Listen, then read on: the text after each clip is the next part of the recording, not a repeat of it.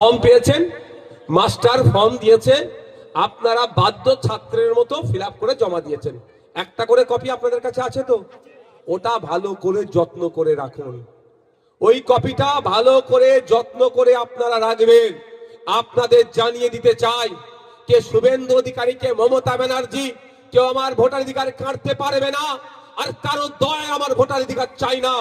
Article 326 সংবিধানের 326 নম্বর ধারায় বলা হচ্ছে, 18 বছরের ঊর্ধ্বে প্রত্যেকটা ভারতীয় নর নারীর ভোটদানের স্বাধীনতা দেওয়া হচ্ছে।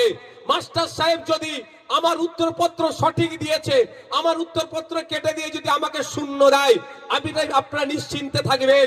চাঁচল হতে পারে, রতুয়া হতে পারে, মালদা হতে পারে, মুর্শিদাবাদ হতে পারে, উত্তর 24 পরগনা, দক্ষিণ 24 পরগনা দেখার দরকার নাই। আপনাদের কাজ হবে ওই ঘরে যে একটা রিসিভ কপি আছে ওটাকে যত্ন করে রাখা।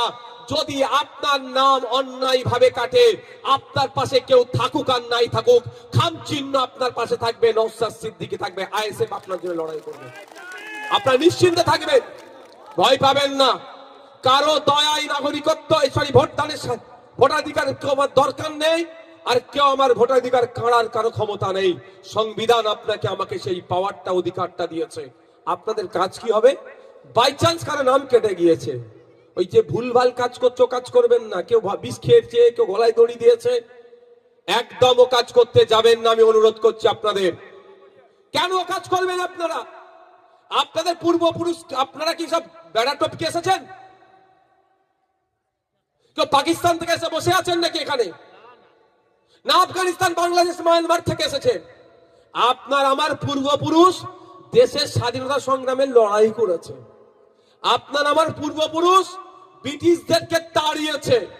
আর আপনি আমি ভয় পেয়ে যাব? তখন তো এত যোগাযোগ ছিল না ভাই, ইন্টারনেট, ফোন টোন।